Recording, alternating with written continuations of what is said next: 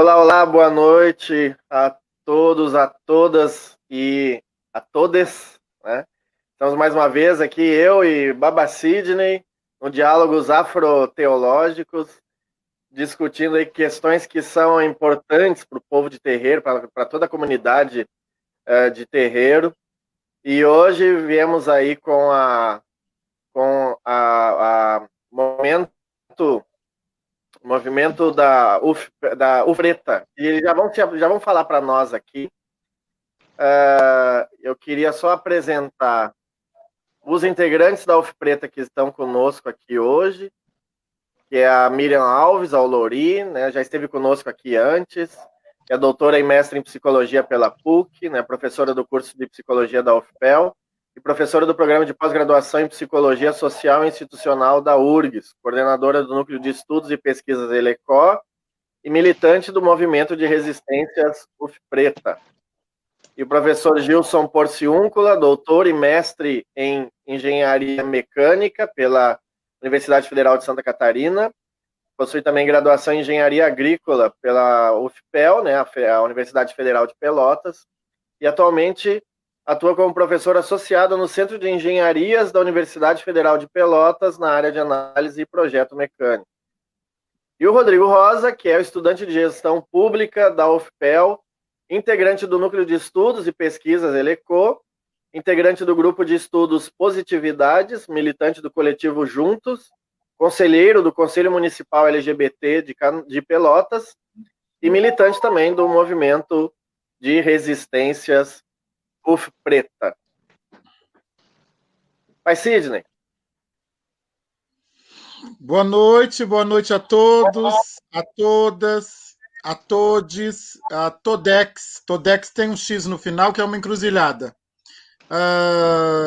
Sejam muito bem-vindos, uma alegria imensa estar aqui. Estamos aqui todas as quartas-feiras e as pessoas devem estar se perguntando, não é, o que tem a ver o tema, né, uma luta antirracista no espaço acadêmico com os diálogos afroteológicos, e nós vamos ver o que tem a ver, não é, ao longo da nossa conversa. Agradeço imensamente a professora Obalori, agradeço imensamente ao professor Gilson, ao ativista Rodrigo Rosa, e estou muito feliz por poder fazer essa troca, essa partilha. Eu aqui com meu irmão querido, Baba Hendrix, é meu irmão. E então, vamos ver, né? Quer dizer, o que significa essa luta antirracista no espaço acadêmico e quais as relações, né, que isso tem com as comunidades de terreiro. Sejam muito ekaabo, né, como dizemos em Yorubá, sejam muito bem-vindos. Obalori, Miriam, professora Miriam. Olá, boa noite a todas, a todos, a todes, a Todex, aprendi hoje. Quero aqui pedir a benção do Baba Hendrix, do Baba Sidney, a benção das pessoas que estão aqui, né, nos acompanhando, nos escutando, acompanhando esse debate com a UFPreta. Cumprimentar meus companheiros Gilson e Rodrigo, companheiros de UFPreta, e dizer da satisfação de estar aqui, né, compartilhando um pouco com esse público e com esses dois babalorixás, o que vem a ser, né, e como se constitui a UFPreta na Universidade Federal de Pelotas. Professor Gilson, salve preliminar.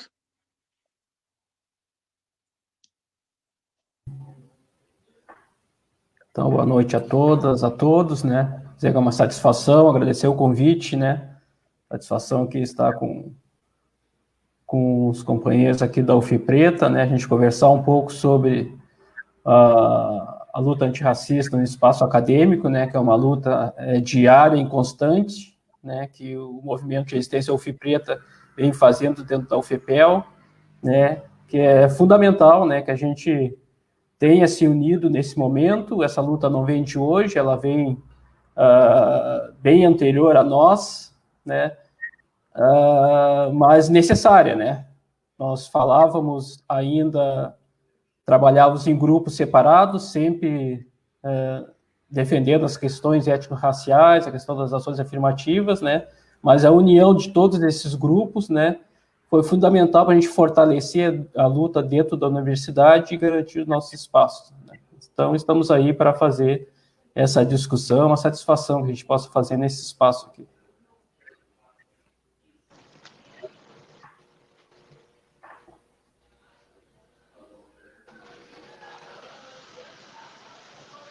Eu achei que era só para se apresentar, depois eu falo minha fala preliminar, tá? Então agora o Rodrigo se apresenta e depois eu falo. Então, gente, boa noite a todas, todos e todes. É um prazer imenso estar aqui com vocês. Queria agradecer o espaço, saudar esse espaço de troca de saberes. Queria agradecer ao Baba Hendricks, ao Baba Sidney e aos meus companheiros também de luta aqui na UFPreta, professora Oloriobá Miriam Alves e também professor Gilson. Espero que essa noite seja uma noite muito proveitosa, que a gente possa trocar esses saberes e a necessidade de uma universidade que se paute a partir desses valores afrocentrados.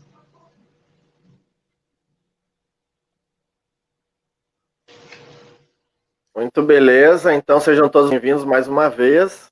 E já tem aqui, né, um pessoal se comunicando aqui, querendo deixar, né, o seu boa noite para todos, né, a Raquel Cetinski, né, pede benção, boa noite a todos, boa noite o Rafael Siqueira também, o Gleidson Marques, o José de Ogum, a Cris Oliveira, a Careô Oxum, benção pai, benção de todos, ótima noite. O Marcelo Montes, também, a benção de todos. E a Rosemary Ferreira, também está dando uma boa noite para todos nós aí. E eu queria saber, eu não sei se já está... eu vou deixar isso na roda aí, né? Queria perguntar o que é a UFPreta, afinal. Quem é que responde aí? Tá bem, então vou começar.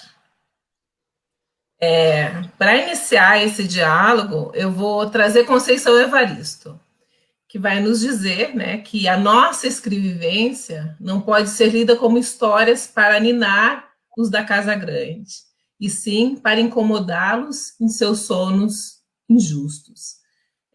Por que trazer Conceição Evaristo, né? Porque ela representa muito do que o movimento de resistências UFPreta tem feito na Universidade Federal de Pelotas. Esse movimento, ele emerge das produções das ausências, das invisibilidades e das tentativas incessantes de apagamento da presença negra, da matriz africana na universidade e na cidade. Emerge da invisibilização e da negação da Pelotas negra, por exemplo. Então, nós iniciamos o que podemos chamar aqui, né, a partir do próprio Abdias do Nascimento, um processo de aquilombamento, sem esquecer de negros e negras e de homens e mulheres que nos antecederam e que fizeram e ainda fazem resistência nessa universidade, protagonizando histórias silenciadas. Homens e mulheres, negros, negras, LGBTQI+, indígenas, quilombolas, cujas suas histórias foram silenciadas, né, ao longo do tempo. Nosso aquilombamento ele foi forjado a partir de reuniões, de seminários, de congressos ocorridos aí nos últimos anos na cidade de Pelotas, cuja presença de diferentes movimentos institucionais da UFPEL, e aí eu posso falar de movimentos de técnicas e técnicos administrativos, movimentos docentes, movimentos discentes, e movimentos sociais fora da universidade, que foram todos fundamentais para a construção do que hoje a gente chama de UFPreta. Mas é importante dizer que nossos passos vêm de longe, porque cada um de nós tem uma história, tem um legado, né, tem uma memória que antecede o próprio movimento. Mas, conjuntamente, nós somos construindo possibilidades de encontro, de lutas, a partir da afirmação e visibilização das pluralidades de vidas e de existências presentes na universidade.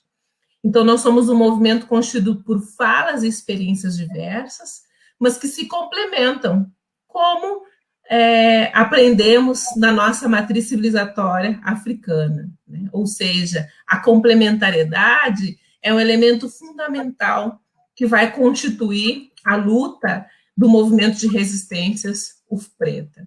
E não só a complementariedade, outros elementos, como a própria ancestralidade, como o poder da fala, como o próprio axé enquanto poder de realização, enquanto força vital.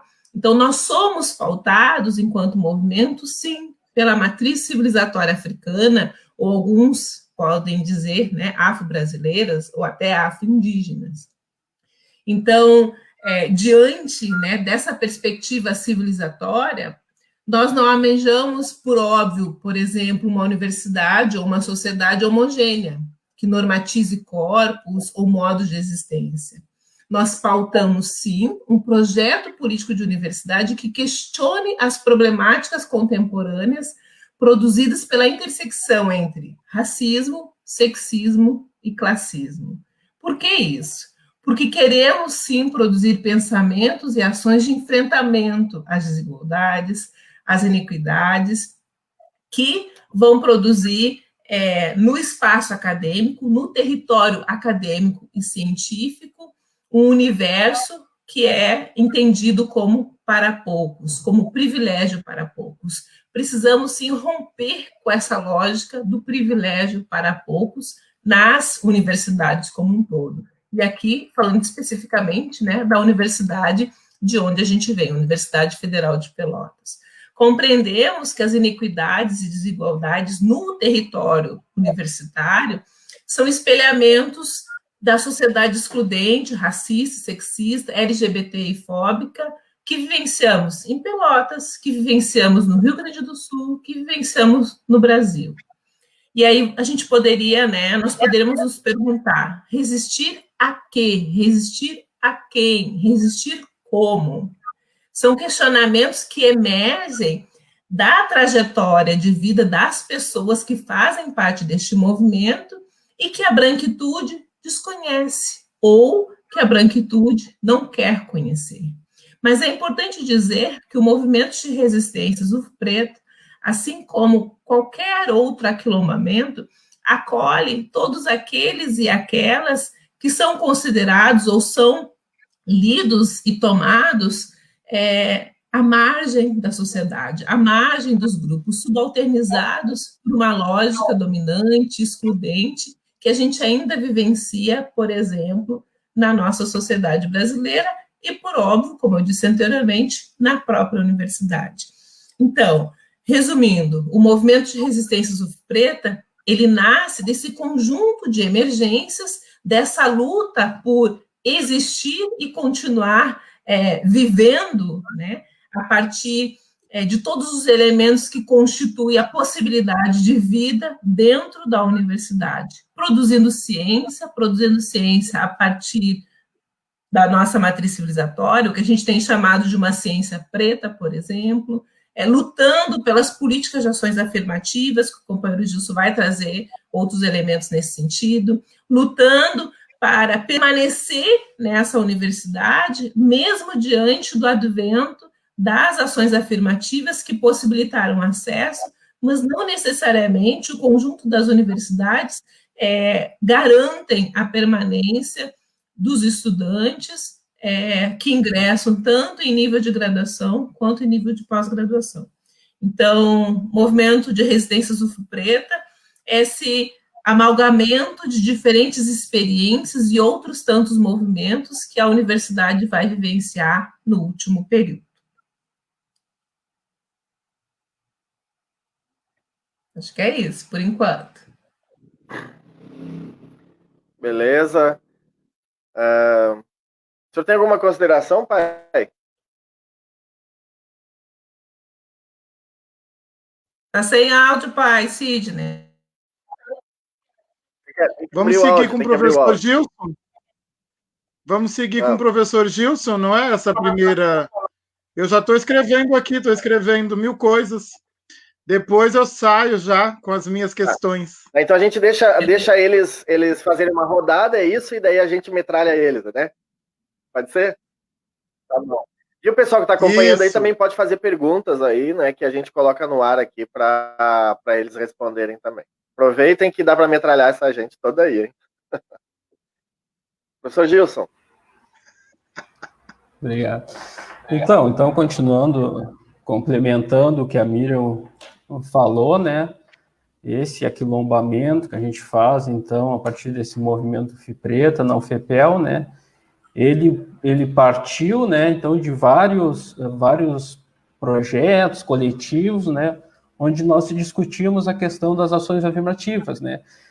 O cuidado nessa implementação dessas políticas de ações afirmativas, né, que foi uma luta histórica aí do movimento negro, vários movimentos negros, e que a gente precisa agora, que dentro dessa estrutura que nós temos de universidade hoje, a gente sabe que é uma estrutura pautada pela branquitude, né, que a gente consiga realmente que essa implementação seja de forma adequada, e a gente percebe em todo momento, em todo dia, no nosso cotidiano, que ela estão sempre querendo, a partir do racismo institucional, driblar a implementação dessas ações afirmativas, né?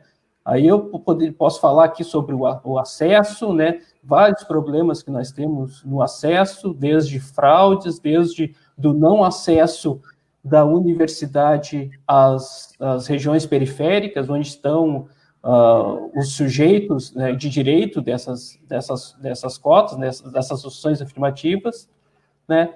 Então, cria uma problemática que acaba que as ações não são implementadas de forma adequada. Então, essa é uma discussão que a gente faz diariamente dentro da universidade, né, dentro desses coletivos, né, e hoje a gente consegue, então, juntar essa luta, né, para que a gente consiga debater de forma coletiva, né, e a partir da base, a partir de estudantes, de técnico administrativo e de professores, né.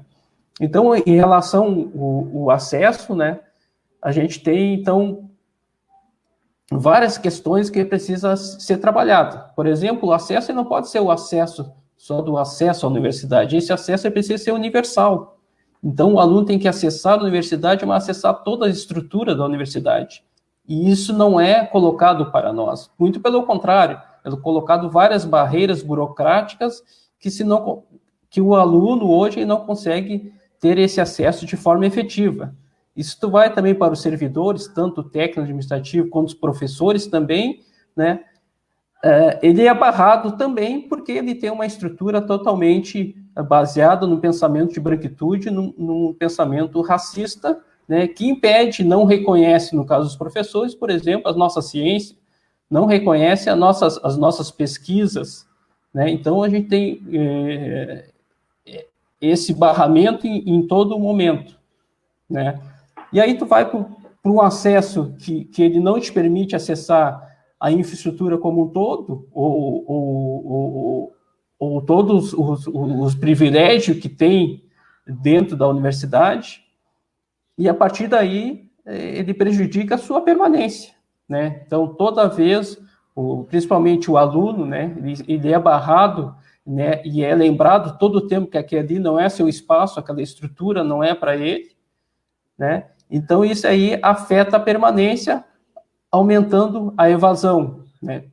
Por exemplo, lá na minha unidade, que é uma unidade de engenharias, né? Já no acesso, 50% dos cotistas raciais eles não conseguem acessar, né? Mas não é que não temos alunos negros em Pelotas para acessar essas cotas, é que a universidade não acessa onde esses alunos estão, onde nas escolas de bairro, nas escolas públicas de bairro e periferia, a universidade não é reconhecida, ela não chega nessas escolas, né? Esses alunos não têm conhecimento da universidade, a universidade ainda está muito distante dessa população, né? Então,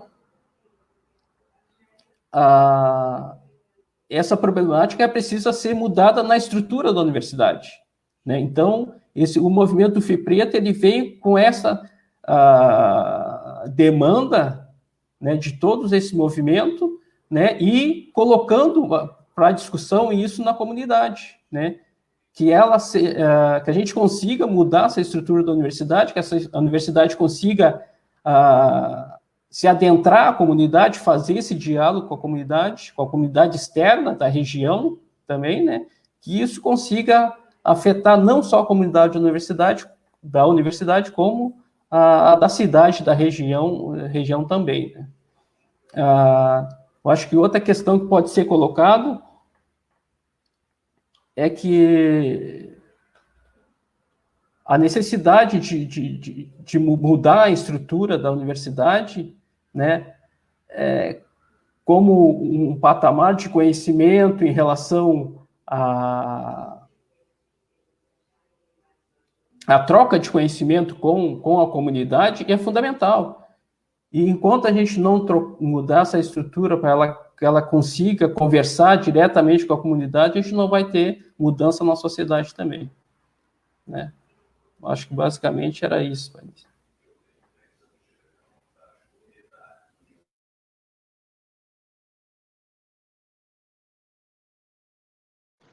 Ok. Rodrigo? Então, gente, a gente fica pensando, né, eu vou trazer um pouco do que é a perspectiva e do que a gente pensa enquanto estudantes e juventude dentro desse movimento de resistências UFPreta, né. Como já foi muito bem colocado aqui, o movimento de resistências UFPreta está sendo, né, é a continuidade, na verdade, de uma luta que nos antecedeu, que antecedeu muitos movimentos e que nesse momento, um momento de resistência para todo esse modelo de universidade que está dado e de sociedade também que está dado. O movimento de resistências UFPreta, ele nasce a partir ali quando a gente se percebe, quando a gente se reconhece na unidade das lutas, na construção da retomada da marcha antirracista na cidade de Pelotas, na construção dos 21 dias de ativismo contra o racismo, em várias outras construções, quando a gente olhou para o lado e viu que as pessoas estavam construindo um movimento de unidades, né? E qual que é o papel do estudante e da juventude nesse movimento, né? Qual que é a concepção da participação da luta estudantil nessa construção? A gente vai se referenciar em valores afrocentrados de troca e de circularidade entre os saberes dos mais velhos e dos que estão chegando, porque nós entendemos que é assim que se dá a continuidade e a transformação, né? E nesse sentido, a gente tem uma construção muito democrática, muito horizontal mesmo, no sentido, e muito circular, no sentido dessas trocas de saberes, né? Eu acho que o professor Gilson trouxe alguns elementos que são importantes, né, com relação a esse estranhamento que nós, estudantes de periferia, LGBTs, pessoas negras, indígenas, enfim, tem ao chegar no espaço da academia, né? Um espaço que reverbera esse racismo da nossa sociedade, toda essa estrutura racializada da nossa sociedade a partir do racismo institucional, né? E esse estranhamento, na verdade, essa falta de referência dentro da universidade afeta muitos estudantes quando chegam na graduação, né? Porque a graduação e a instituição, todas as instituições, na verdade, da nossa sociedade, são pensadas por e para sujeitos a partir de uma perspectiva universal desse sujeito, né? E nós temos o dever de desmantelar esse sujeito universal, porque esse sujeito universal é pensado a partir de uma perspectiva branca, heterossexual, de uma perspectiva de pessoas que têm pessoas que estejam, pelo menos na cidade de Pelotas, inseridas em uma família tradicional, né? E esse processo de ruptura, ele se faz necessário e é o resultado dos nossos anseios, na verdade, quando a gente adentra a universidade, né? Trazendo Frantz Fanon, né, que eu acho que a professora Miriam já tinha colocado na live que teve aqui anteriormente, a partir dessa perspectiva de ruptura e de ocupar o lugar do colono, né? No livro Condenados da Terra, Frantz Fanon traz essa necessidade de ruptura com esse modelo colonizado e capitalista, e ocupar esse lugar do colono, mas não a partir da perspectiva do colono, e sim e não se tornar um colono, né? Então é nesse sentido que a gente vem construindo um movimento de resistências que é para além da universidade, porque nós pensamos a universidade como parte integrante fundamental da nossa sociedade, ou pelo menos deveria ser assim. É um movimento que não está restrito a qualquer, enfim, momento de pleito ou de qualquer disputa, mas que é um movimento que pretende e tem a premissa de ser permanente para a mudança radical, estrutural e o rompimento desse modelo colonizado que a gente tem de concepção de universidade e sociedade.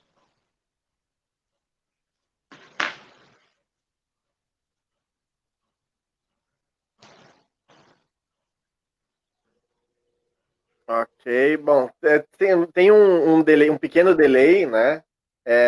Sempre que, quando tem assim muitas pessoas fazendo live, o delay aumenta um pouco. Então, a forma como as pessoas estão recebendo o nosso vídeo não está imediatamente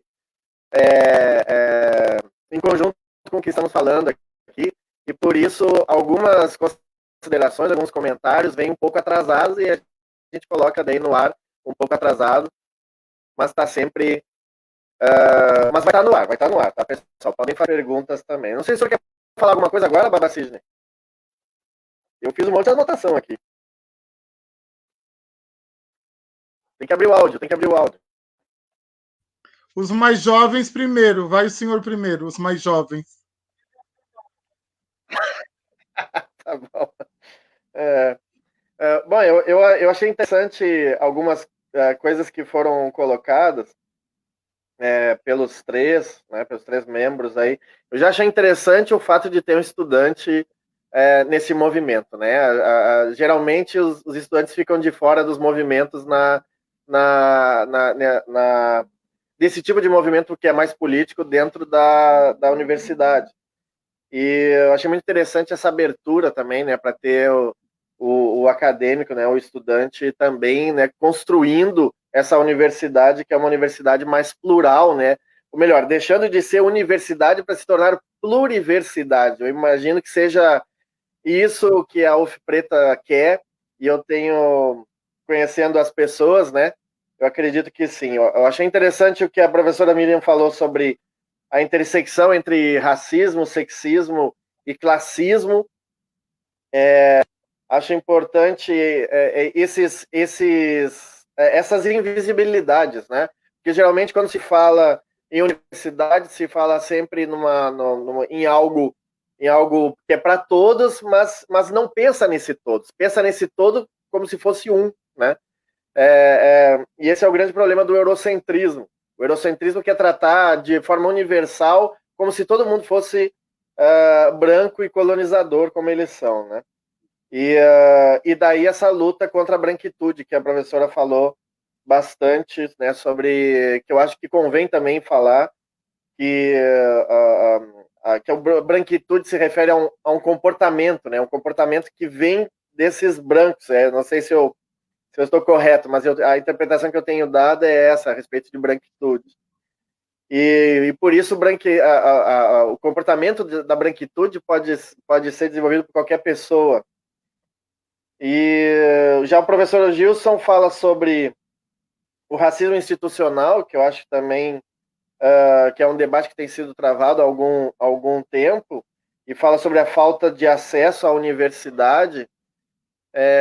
Isso é curioso, e eu fico querendo saber muito a respeito dos dados, né? Do pessoal aí do Brasil que não conhece Pelotas, né? Pelotas foi uma cidade aqui do Rio Grande do Sul que já chegou a ter 64% de negros na sua demografia, né? Quer dizer, era da população pelotense, mais de 64% eram de negros. Ainda é assim? Não, em Pelotas não.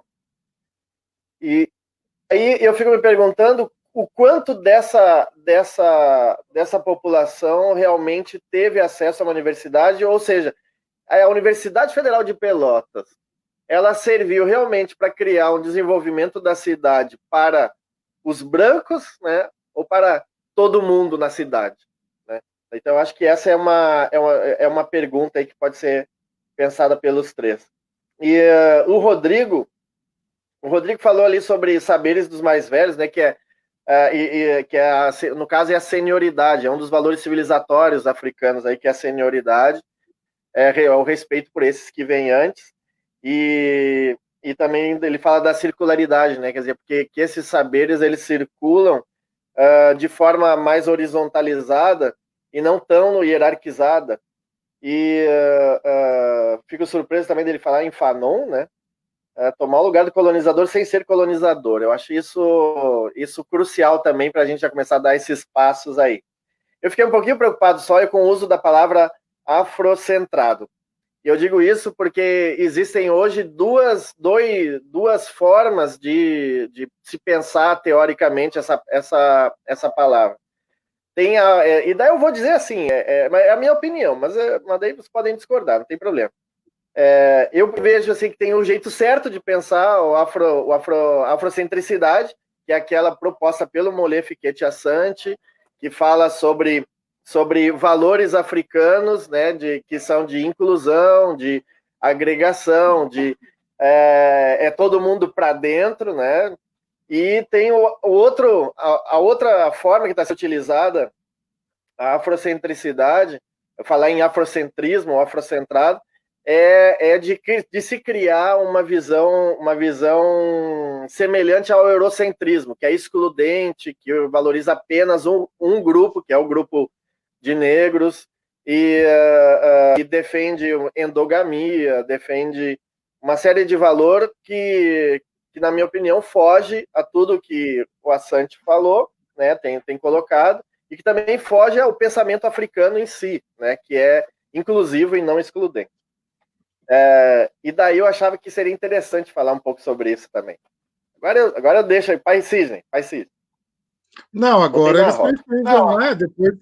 Depois é a minha vez. Agora o senhor já tomou de assalto. Agora eles falam. Depois eu pego a palavra, eu pego o microfone depois. Ok. Então, posso começar, meninos? Sim.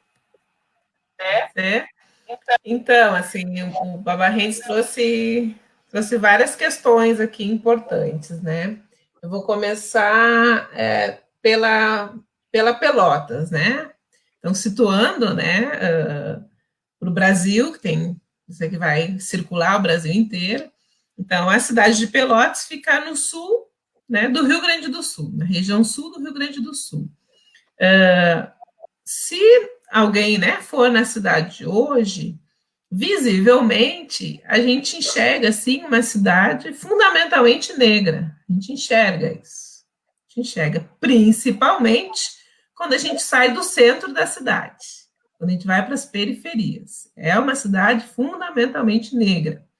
Pelo IBGE, o percentual ali de autodeclaração não reflete o que a gente enxerga, né? Não tem dúvidas disso, não reflete o que a gente enxerga e o que a gente vivencia no cotidiano da cidade. E é uma cidade que vivencia uma lógica colonial muito muito forte. É uma cidade que vivencia o glamour das charqueadas, por exemplo, onde os povos africanos foram ali massacrados, escravizados, né?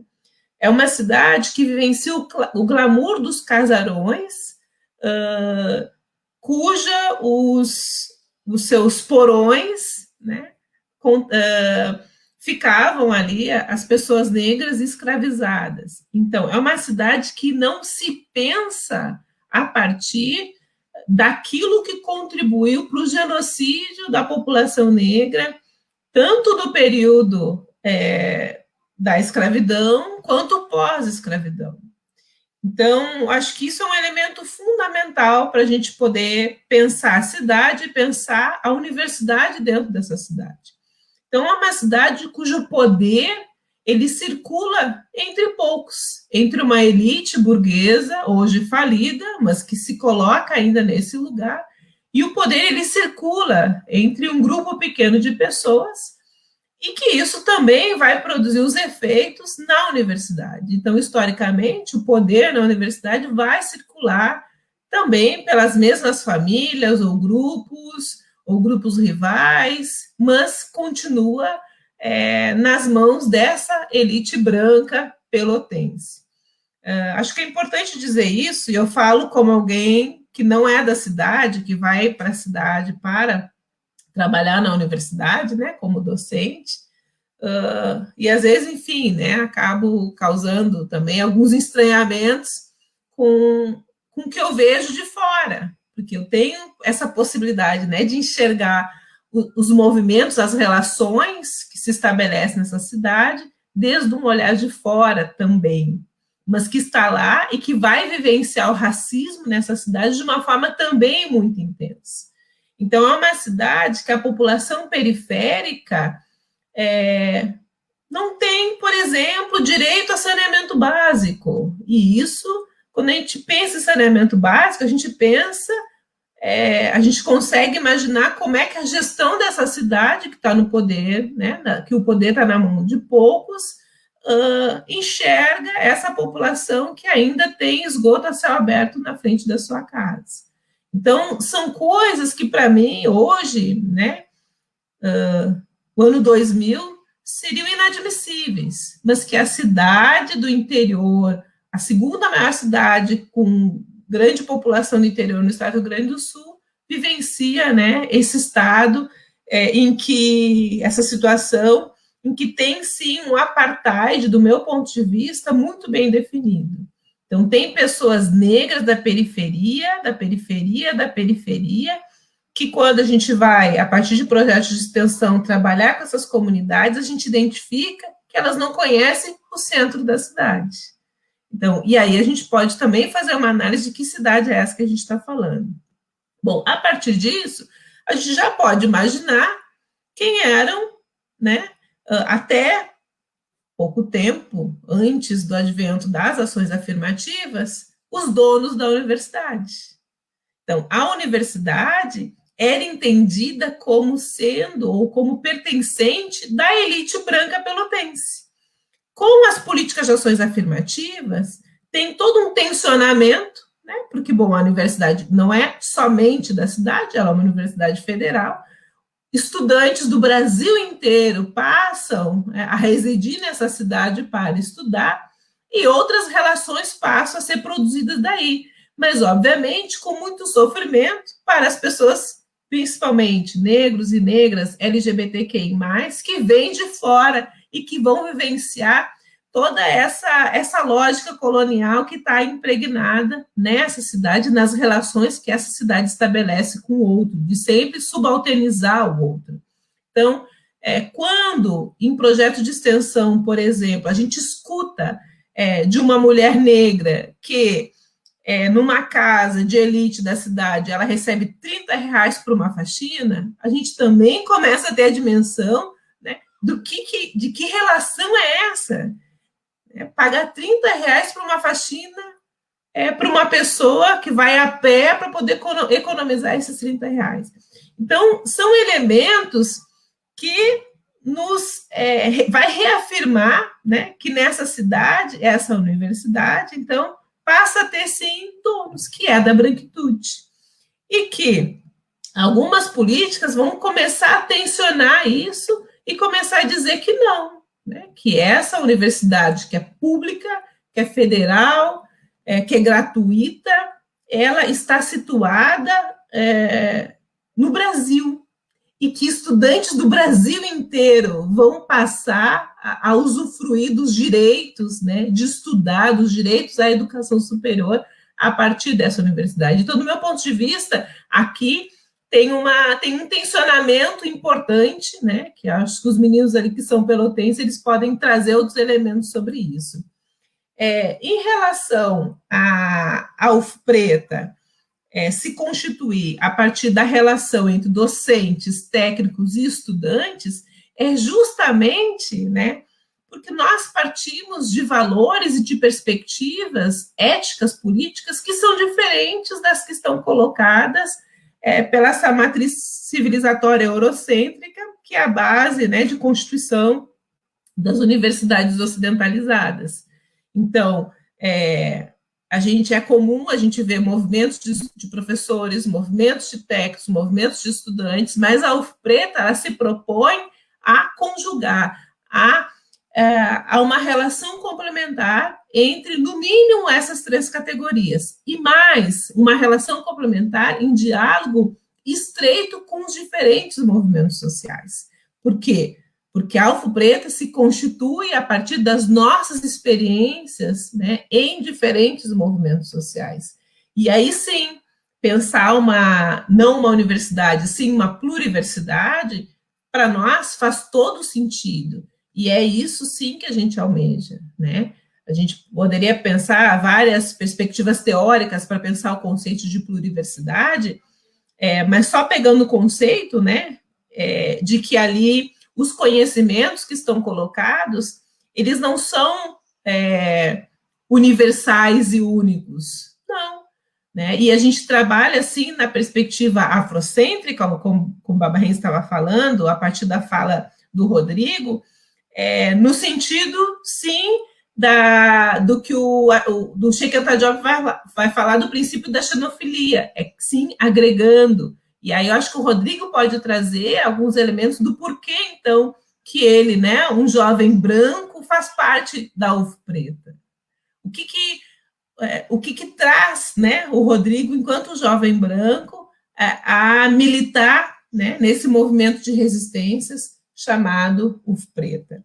E aí a intersecção entre racismo, sexismo e classismo, para nós também é fundamental, porque a gente entende que a democracia, ela só vai existir, assim como a colisão negra, né, tem levantado essa bandeira, a democracia, ela só vai existir quando o Estado brasileiro entender que o enfrentamento ao racismo, ele precisa estar na mesma ordem do dia do que o enfrentamento ao classismo, ou seja, o enfrentamento às desigualdades raciais, elas precisam ser pensadas na centralidade da gestão pública, seja ela no nível que for. E quando a gente pensa a UFPreta, é que a Universidade Federal de Pelotas, ela só vai ser democrática quando a luta antirracista, quando o enfrentamento ao racismo estiver na mesma ordem do dia em relação ao enfrentamento às desigualdades sociais. E quando o professor Gilson diz que a universidade ela precisa dialogar com a cidade e, fundamentalmente, com a periferia, é porque entendemos que os estudantes da periferia que eles precisam vislumbrar o seu futuro nessa universidade que está nessa cidade, porque hoje não é essa cena que a gente tem. Hoje a gente tem, sim, uma universidade enclausurada em si mesma, e o movimento de resistência UFPreta vem para desmanchar esses muros e dizer, né, para a periferia, para os pretos e pretas, para os LGBTQI+, para os indígenas, quilombolas, que a universidade é de todos e todas nós. E que todos e todas nós precisamos estar lá representados, seja na produção acadêmica, na produção científica, seja nos projetos de extensão, seja em qualquer espaço, em qualquer instância que constitui essa universidade. E aí o povo de terreiro é fundamental, porque Pelotas, né, tem uma quantidade de terreiros enormes e que precisam produzir conhecimento a partir dessa matriz civilizatória.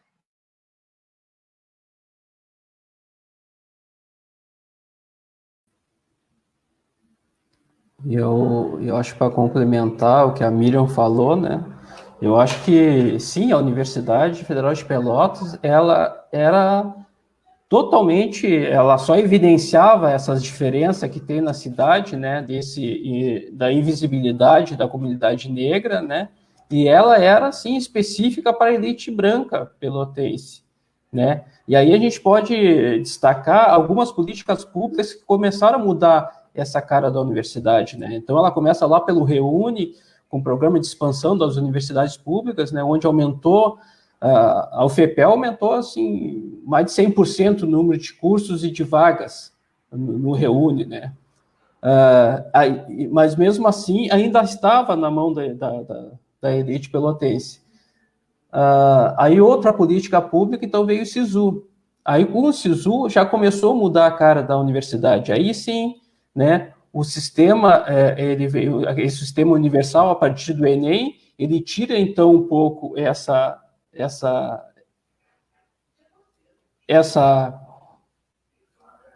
possibilidade, né, que era jogado dentro do processo seletivo, ser definido dentro da cidade, né, e visado, focado para aquela elite, né, então o SISU dá uma ampliada nisso, né, e a partir do SISU, então, as ações afirmativas, aí as ações afirmativas, então, mudam um pouco a cara da universidade, né, no entanto, né, mesmo com o aumento de cursos, por exemplo, os cursos de engenharia, a gente tinha, antes do Reúne, 2 cursos de engenharias na universidade. Hoje nós temos 12 cursos de engenharia. Então, já estamos há mais de 10 anos com 12 cursos de engenharias.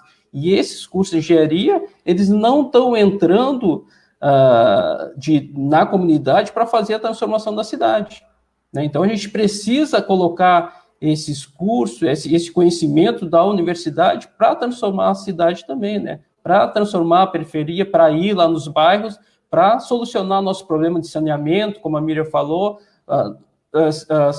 resolver nossos problemas de água, de alimentação, né? Então, a gente precisa fazer a inserção da universidade de forma efetiva, de forma que transforme essa cidade de forma efetiva, né?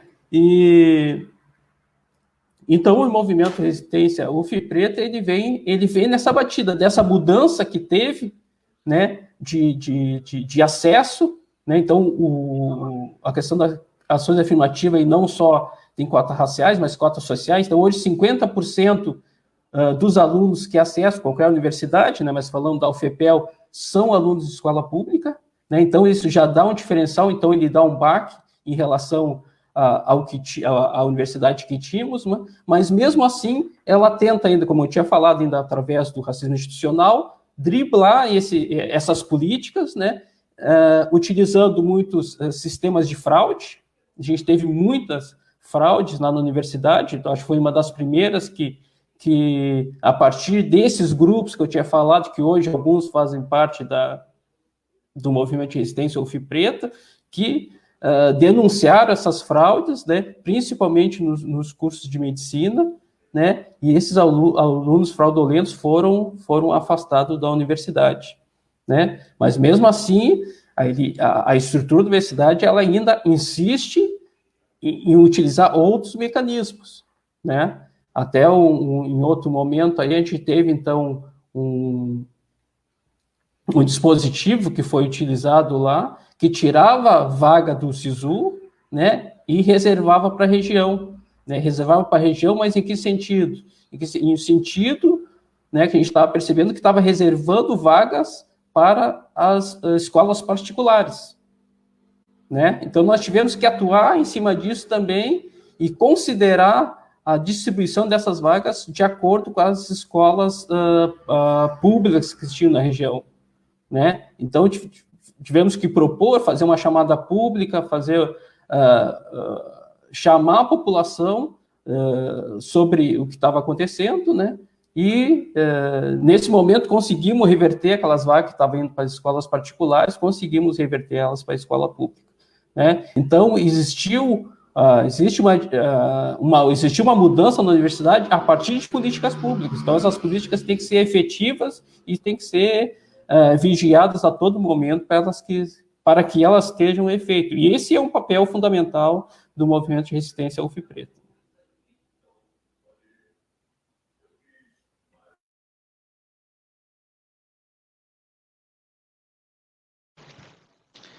Então, para dar continuidade,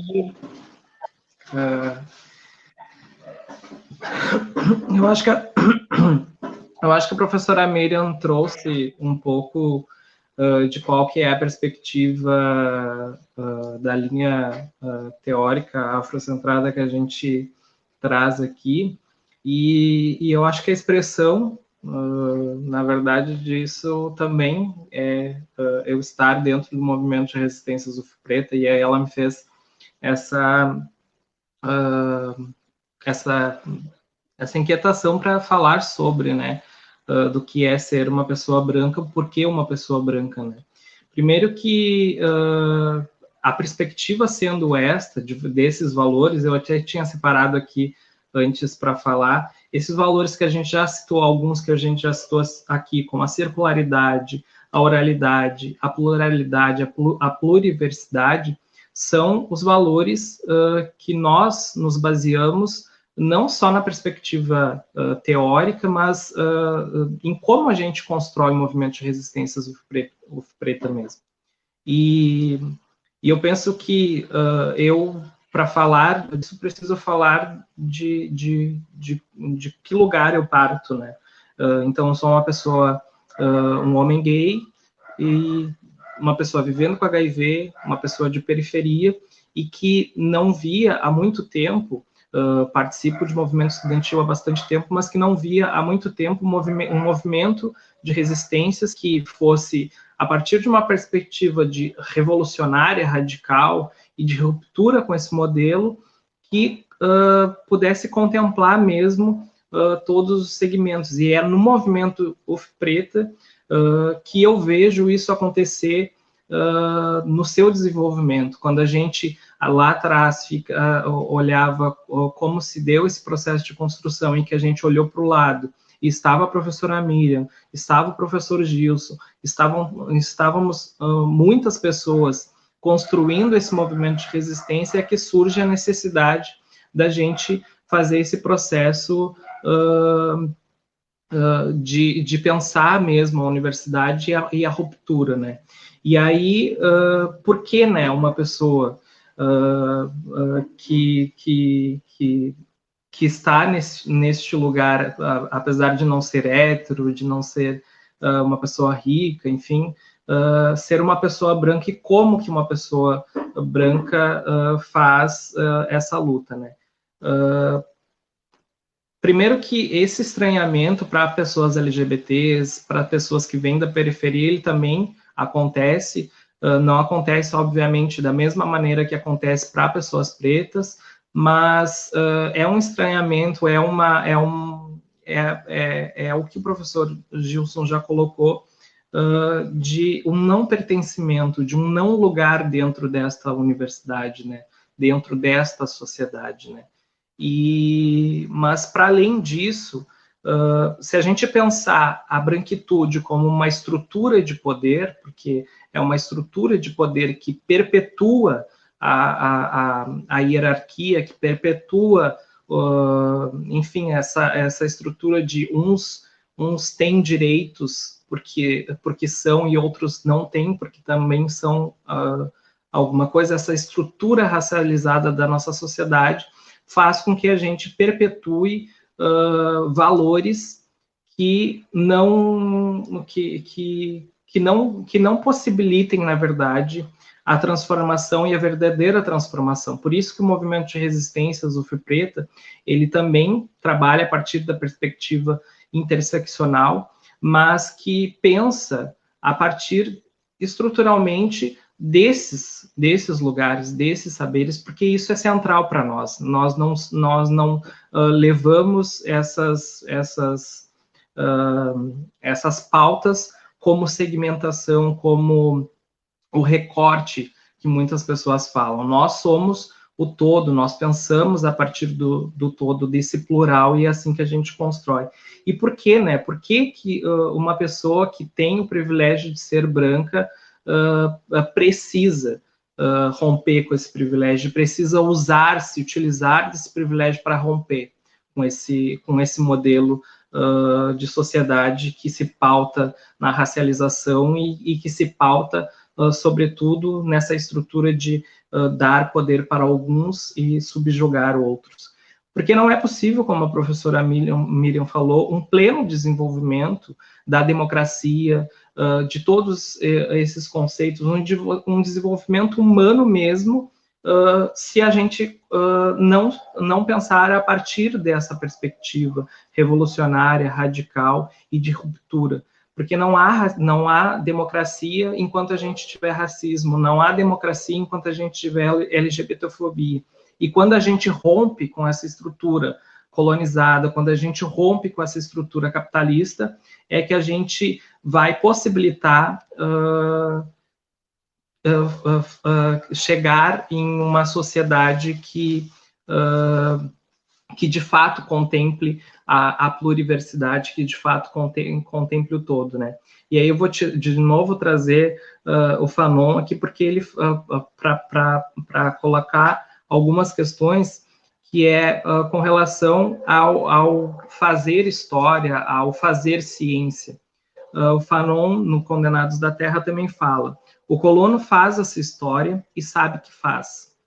Aí depois ele vem: a história por ele, pelo colono escrita, não é a história por ele saqueada, mas a história de sua nação, no território por ele explorado, violado e esfameado. A imobilidade a que está condenado o colonizado só pode ter fim se o colonizado romper com a história da colonização, para criar a história da nação, a história da descolonização. E que história é essa, né? É essa história justamente que a gente traz nessa perspectiva de construção da UFPreta, que é uma história a partir dos conceitos de pluriversidade na nossa sociedade, entendendo que mesmo nesses países que a gente vai que vai ter a presença do colonialismo, a gente não consegue superar esse modelo se a gente tiver um debate a partir somente de uma perspectiva, né? A partir somente da perspectiva de classe, por exemplo. Não tem como a gente romper se a gente não tiver na centralidade da nossa luta todas essas questões imbricadas, porque a nossa sociedade foi forjada assim. E nem mesmo o capitalismo consegue ter sucesso, e a gente vê nos países colonizados quando se pauta a partir dessa colonização, né? E isso também é uma perspectiva fanoniana e que também a gente precisa estar discutindo, sobretudo nesse momento de pandemia que tem agravado muito essas desigualdades e que tem escancarado, na verdade, a crueldade que é esse modelo que a gente vive, o modelo capitalista, a partir de uma perspectiva colonizadora, colonial.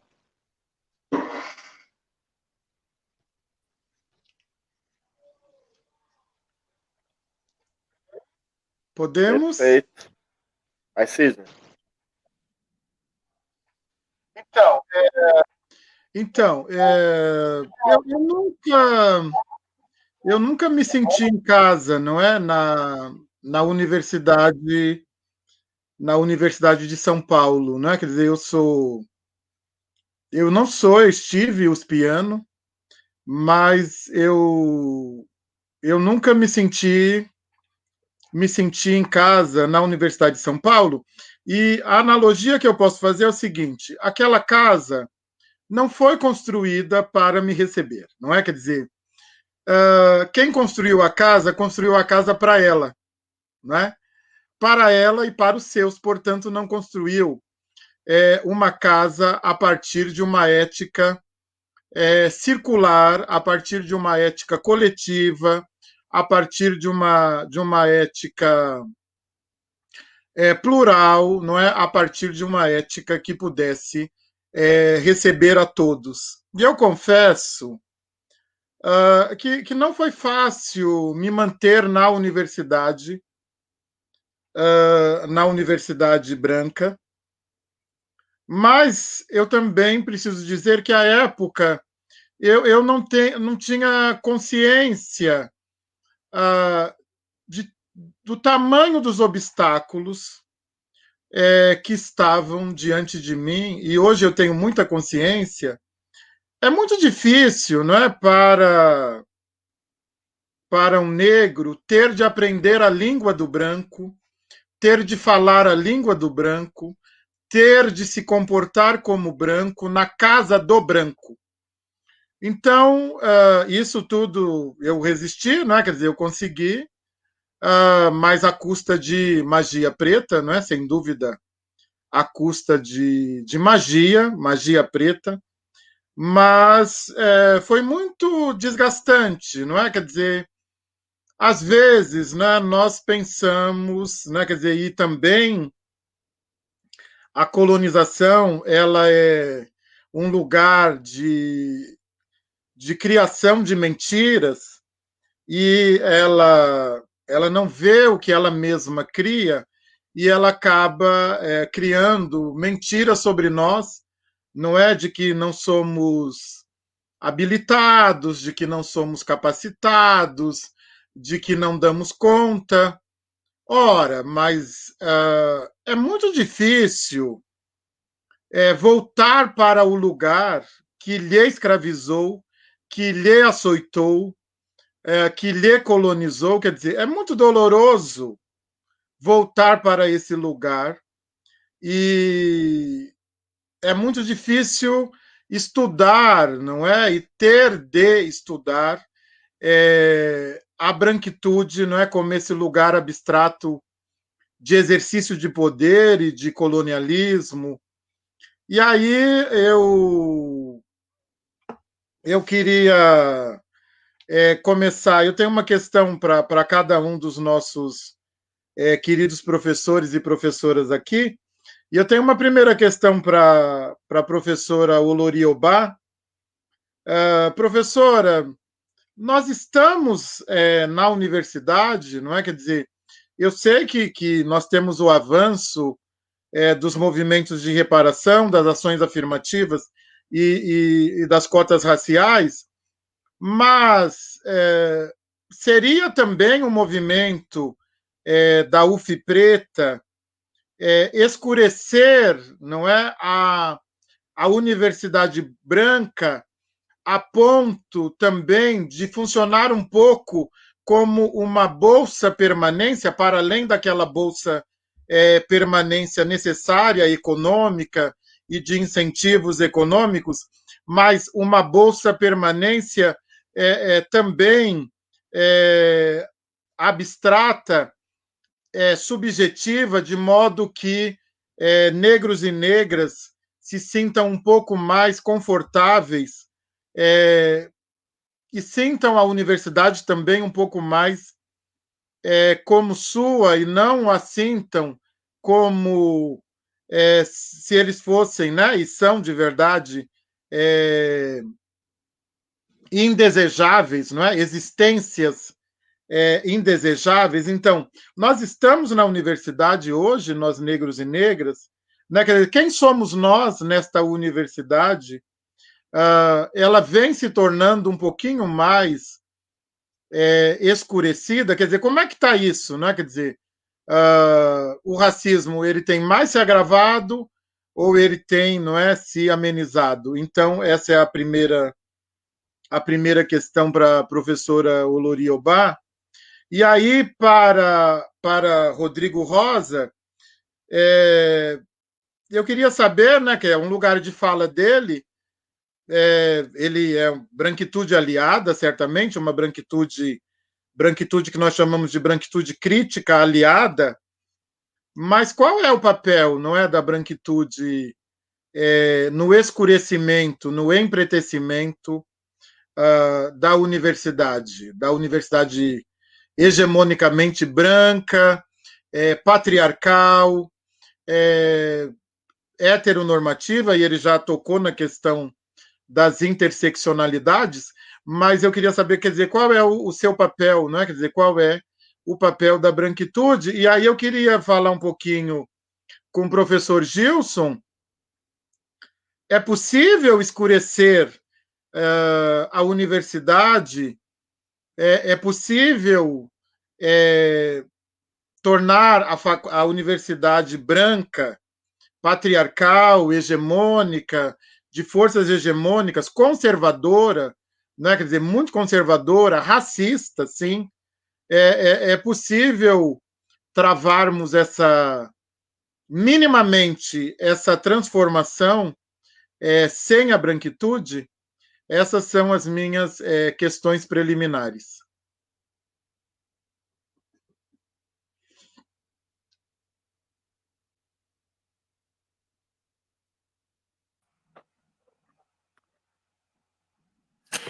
Obrigada, Baba Sidney, pelas questões super profundas, né? Tem uma perspectiva aí, inclusive filosófica, para a gente pensar, né, no próprio movimento de resistência.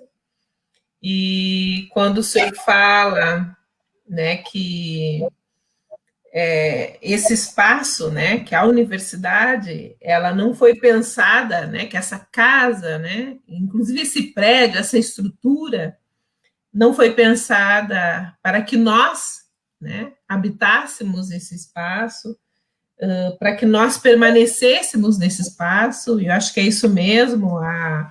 O movimento acaba sempre sendo o de nos expulsar. E essa expulsão, ela se dá, né, em diferentes dimensões. E uma delas, que o senhor toca, que é fundamental, que é a subjetiva, né, que é a que está ligada à produção de subjetividade. Então, quando o senhor, né, questiona, né, se é possível escurecer essa universidade branca a ponto, né, de ter uma bolsa permanência, mas no âmbito dessa subjetividade, ou seja, de que eu realmente sinta que eu estou no meu espaço, que eu estou no meu território, penso que esse é o nosso grande desafio, né? Esse é o nosso grande desafio. E o Rodrigo tem trazido bastante o Fanon, eu acho muito legal isso, porque a gente está discutindo no grupo de estudos, né, esse livro. E aí eu lembrei agora, a partir da sua fala, e não só da sua, mas do conjunto da discussão que a gente está fazendo aqui, eu lembrei de um trechinho aqui do Fanon, que eu vou ler aqui para a gente, que ele diz assim: sou sobredeterminado pelo exterior, não sou escravo da ideia que os outros fazem de mim, mas da minha própria aparição. Chego lentamente ao mundo, habituado a não aparecer de repente. Caminho rastejando. Desde já, os olhares brancos, os únicos verdadeiros, me dissecam. Estou fixado. Tendo ajustado o microscópio, eles, os brancos, realizam objetivamente cortes na minha realidade. Sou traído. Sinto. Vejo nesses olhares brancos que não é um homem novo que está entrando, mas um novo tipo de homem, um novo gênero, um preto. É assim que a universidade nos olha. É assim, com esse corpo dissecado, que nós somos observados e tratados dentro da universidade. E pensar, né, uma universidade escurecida, né, uma universidade preta, é pensar que a luta antirracista ou a perspectiva civilizatória africana esteja contemplada inclusive no espaço de formação do conhecimento. E aí a gente precisa olhar para os currículos de graduação. E aí a gente precisa olhar para os currículos da pós-graduação. E aí a gente precisa olhar para o tipo de pesquisa que a gente vem fazendo nas universidades, ou melhor, o tipo de pesquisa que é considerado, né, ciência dentro dessa universidade. Então, penso que aqui tem uma dimensão que a gente ainda precisa avançar muito. E aí eu lembro da sala de aula, quando as estudantes negras, no curso de psicologia, por exemplo, quando estão em outras aulas, sei lá, uma aula de desenvolvimento, psicologia do desenvolvimento, e aí a professora branca ou o professor branco está falando das fases do desenvolvimento da criança ou do adolescente, e aí essa aluna levanta a mão e questiona, mas, professora, de que adolescente a senhora está falando? Professor, de que adolescente o senhor está falando? Porque lá de onde eu venho, os adolescentes pretos não passam por isso aí. Não é assim que se dá o nosso processo. Então, percebo que eu estou falando de uma psicologia que é branca, que ela foi estudada e construída, edificada a partir de teorias brancas. E é isso que a gente precisa abrir fissuras. E é aqui que a gente precisa romper com essas estruturas. E aí eu não estou dizendo que é esquecer tudo e colocar outra coisa no lugar, não. Porque na perspectiva afrocêntrica é dizer que tem outras coisas também. É poder acolher, sim, uma psicologia preta, por exemplo, né? Desde uma perspectiva, inclusive, afrocentrada. É compreender que existem diferentes modos de fazer ciência. E é também entender que quando o sujeito preto, a sujeita preta, tem uma problemática de pesquisa que trata da sua perspectiva civilizatória, das suas origens, das suas questões, não é minimizar isso, porque o branco sempre construiu a partir de si. O branco produziu ciência a partir da sua história e para os seus. Por isso que a gente não se enxerga dentro dessa universidade enquanto estrutura, enquanto grandes cânones de discussão no campo das teorias, nas diferentes áreas, enfim, nos diferentes campos de conhecimento. Então, a UFPreta também se desafia a pensar uma universidade que considere, sim, uma multiplicidade de perspectivas epistemológicas e metodológicas de pensar e produzir o conhecimento científico. E que parte, sim, muitas vezes, das nossas vivências e experiências pretas. Então, não é mais o antropólogo branco que vem entrar nos nossos terreiros, por exemplo, e dizer o que a gente faz ou não faz. Somos nós de terreiro, de axé, sou eu que sou lá da minha comunidade de terreiro, que vou produzir conhecimento a partir da minha experiência e da experiência dos meus. Sou eu quilombola que vou fazer esse exercício, sou eu indígena que vou fazer esse exercício, sou eu mulher trans que vou fazer esse exercício, sou eu homem trans que vou fazer isso. E não o outro branco me estudar, me objetificar para produzir o seu conhecimento e dizer o que eu sou a partir do seu olhar. Então, esse é um grande desafio que a gente ainda tem, sim, e ele é grande, né, no que se refere às universidades, no que se refere à produção do conhecimento. Penso que a gente vai, né, enxergar ou pensar que essa é a nossa casa, que a USP também é a minha casa, que a UFPEL é a minha casa, quando possibilitarmos essa pluriversidade na produção, inclusive, do conhecimento científico. Acho que é isso.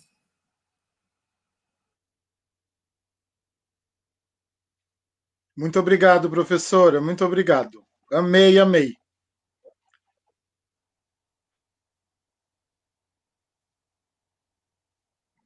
Eu acho que eu posso aproveitar.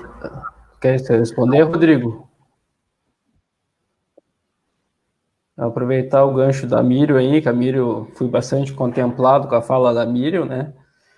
Mas também para dizer, porque a gente, eu acho que escurecer a universidade não é suficiente, ela está cada dia mais racista, né? Não mudou nada da época, de slide de 95 para agora, essa mudança de alunos, ela talvez esteja pior, a gente percebe, né? E as nossas ações individuais, a partir de projetos, de coletivos, né? Nós percebemos que não estava dando o efeito que se, né? A gente, por mais que a gente tentava acolher esses alunos, né? Isso não era suficiente. Por isso esse nosso movimento de tentar centralizar as nossas falas, as nossas pesquisas, as nossas ações, né? Com o intuito de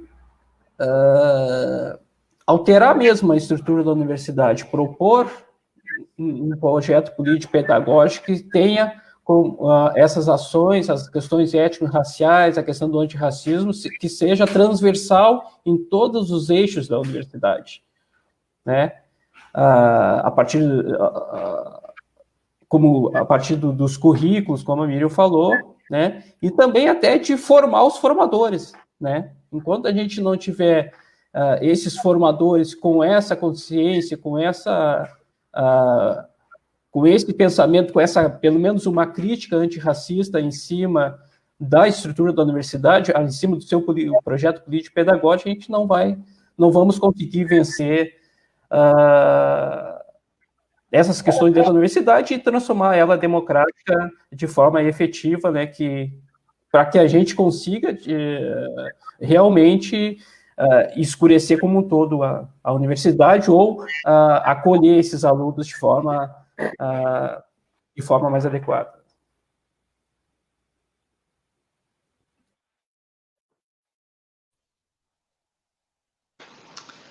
Então, também queria agradecer a pergunta, porque é fundamental que a gente faça esse diálogo sobre qual é o papel e como se deve dar essa luta antirracista, né?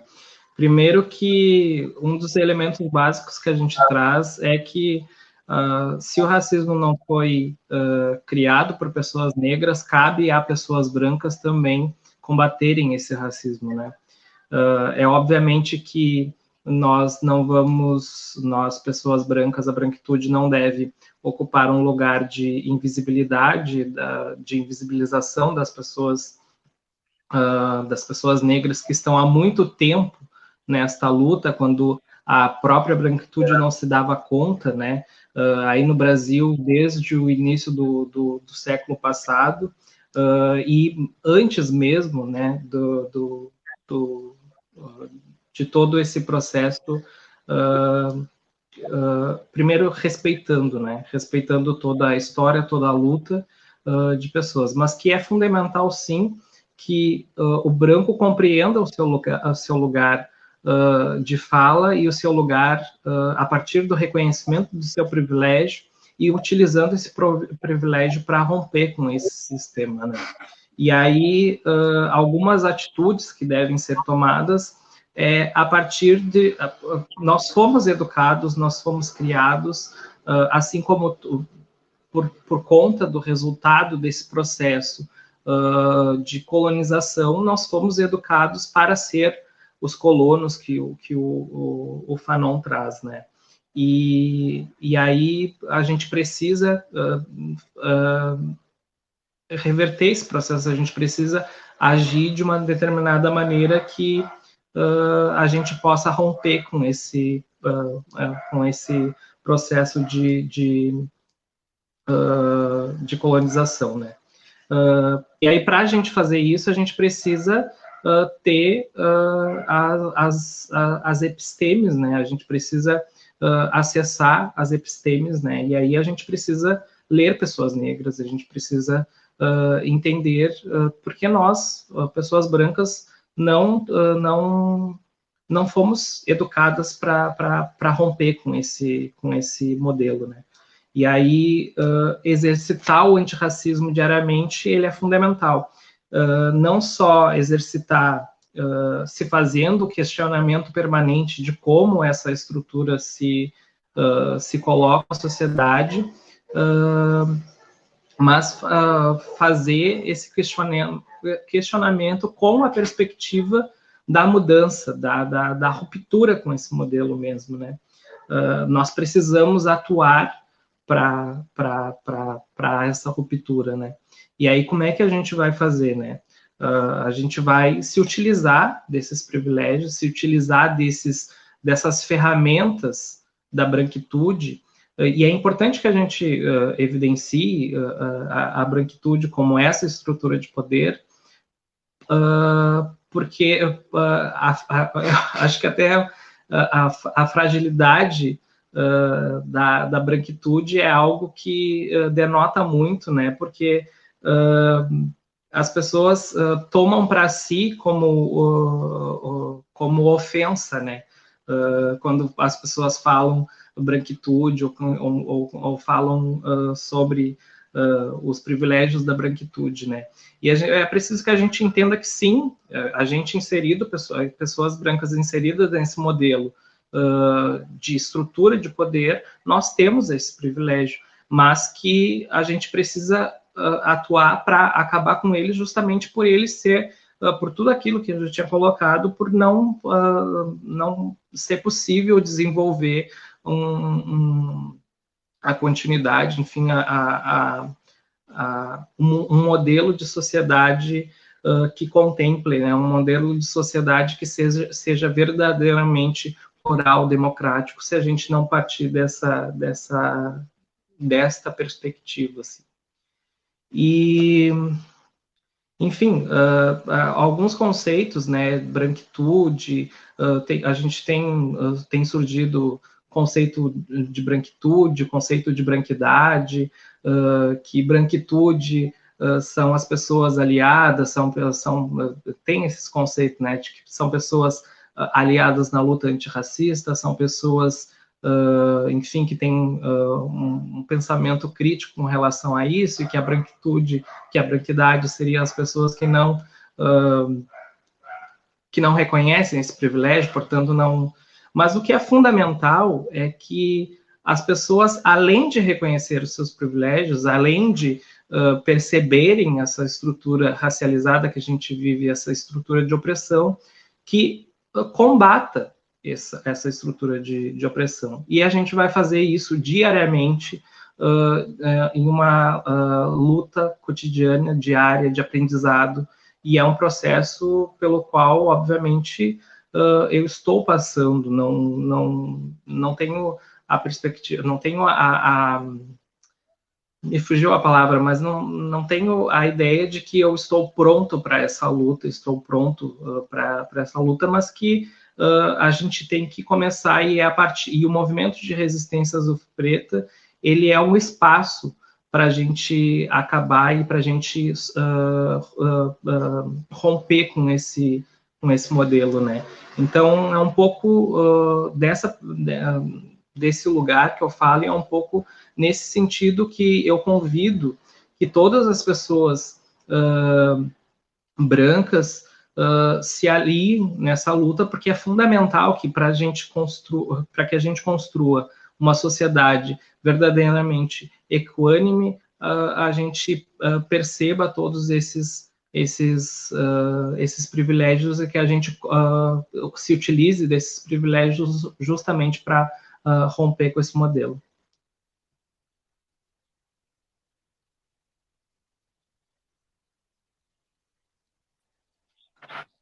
Perfeito, perfeito, ótimas colocações. Infelizmente, nosso tempo está acabando, e daí, então, eu vou convidar, não sei se o Pai Sidney quer colocar alguma coisa, senão vou convidar vocês às últimas palavras.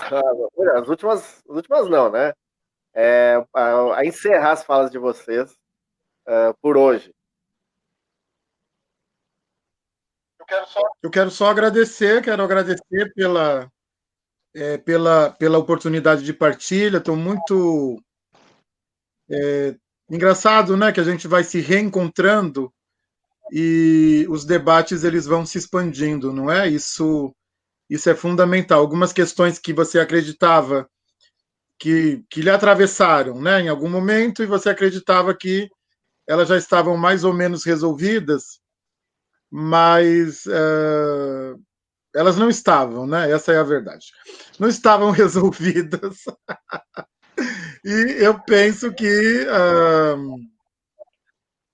estou muito satisfeito por esse reencontro, e eu penso que Rodrigo, né, quer dizer, traz uma fala muito importante. É verdade, né? Nós não estamos preparados para essa luta, né? Totalmente preparados, porque ela é uma luta circular e gerundiva.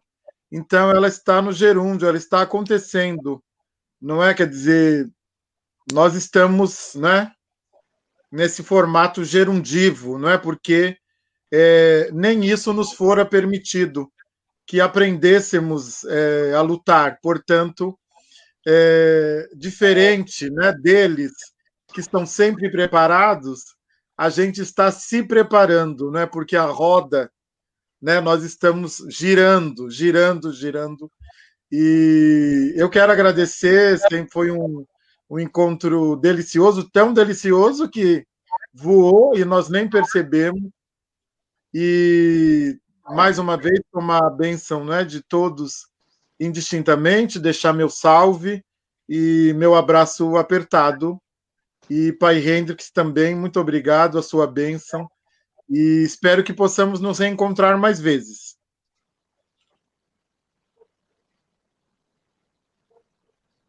Eu também quero agradecer e ouvindo o Baba Sidney agora, né? Que a gente está sempre no gerúndio, eu não vou conseguir repetir a outra palavra. E aí eu também lembrei, né, quando o Mbembe ele diz que nós somos um devir, né? Que a gente está sempre sendo, a gente nunca a gente está sempre no vir a ser e sempre buscando, caminhando, né, em torno disso. Assim. Então, eu acho que temos ainda muito para caminhar e para construir. É bem possível que nenhum de nós consiga, né, usufruir dos frutos dessa luta que estamos lutando, né, nesse devir. E agradecer as aprendizagens de hoje, aprendi muito, né, nesse diálogo, nessa troca, e desejar aí às pessoas que nos acompanharam, né, um bom final de noite, e que Mãe Obá possa girar a roda a ponto de que esse nosso devir aí construa sujeitos e sujeitas, negros, negras, indígenas, quilombolas, LGBTQI+, enfim, com as suas consciências políticas e revolucionárias, para que possamos realmente modificar, transformar essa sociedade e as universidades onde nós estamos. Então, uma boa noite, muito obrigada, né, pelo espaço, pelo momento e pelas aprendizagens nessa noite.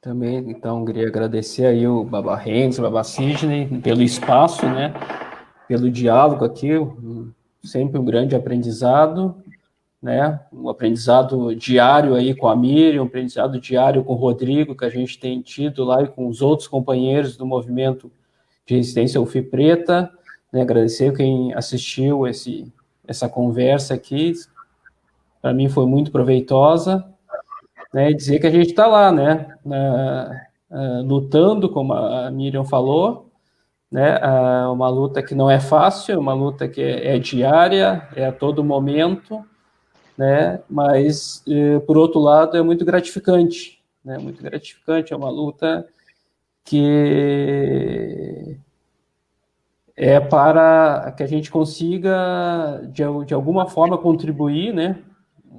De forma pequena, né? Mas que a gente consiga levar para os nossos filhos, para os nossos netos aí, alguma alteração aí nessa sociedade. Então, agradecer, uma boa noite a todos. Então, gente, também queria agradecer o espaço, agradecer ao Baba Hendricks, agradecer ao Baba Sidney, dizer que eu tenho muito orgulho de estar nesse movimento de resistência junto, ao lado da professora Olori Obá Miriam Alves, do professor Gilson, dizer que este movimento é o resultado de muita luta anterior, e também a luta para muitas pessoas que virão, né, depois da gente, e isso é muito importante porque nos dá perspectiva, embora a gente saiba que a gente não vai conseguir transformar a sociedade de uma noite para o dia, nos dá a certeza de que nós estamos no caminho certo e para que vale a pena toda a luta que veio antes da gente, né? Dizer que esse movimento de resistências UF Preta é muito importante para mim enquanto pessoa, né? E dizer que esse movimento de resistências também é a resistência que é necessária nesse momento, que é necessária porque cada vez mais a gente vê esses valores que a gente via. Eu costumo falar que nas periferias a gente tinha muitos desses valores como nossas premissas e que a gente tem perdido isso ao longo do tempo. O sentido de escutar os mais velhos, o sentido da solidariedade, de troca, na verdade, de muitos valores, seja, enfim, doações, que eu fui uma criança que fui criado com muita doação de roupa, com muita doação, e esses valores têm se perdido à medida que avança esse modelo capitalista, avança esse modelo colonialista. E dizer que esses valores estão presentes também nos terreiros e que também é um momento, é um espaço dessa resistência. Então, é muito importante que a gente tenha tido essa conversa, essa troca aqui, porque com certeza nós aprendemos muito. Muito obrigado a todas, todos e todos que estiveram até aqui com a gente. Bom, então eu também quero agradecer, né, a presença de vocês, ainda engrandecendo o nosso programa, trazendo essas ideias maravilhosas. Torcemos realmente, né, Pai Sidney, que a UF Preta alcance essa grandiosidade lá na UFPEL, que a UFPEL se torne essa universidade preta que a gente quer, né? E como a gente sempre faz aqui no final, a gente sempre homenageia os convidados, tocando, fazendo uma cantiga, né, das nossas tradições, uma daqui do Batuque, outra do Candomblé, aí, cantada pelo nosso maestro, né, o Baba Sidney. E eu vou instigar a gente a pensar Exu, né, Exu como patrono da Exunêutica, o que faz essas ligações afrocentradas, e que possa também, e que também é um guerreiro, um abridor de caminhos, uma divindade que está aí nos interligando a todos e garantindo também as nossas vitórias. Então, vou pedir para Exu abrir esse caminho aí para a UF Preta. Vamos lá. Amashire Uniba, Exu Abanada, Yamashire Uniba, Exu Abanada, Yamashire Uniba, Exu Abanada, Yamashire Uniba, Exu Abanada. Alô, Bará. Vai, Sidney, tira daí. Laroye, laroye chu. E aji barabo, agomujuba. E bacoche, e barabo é mojuba.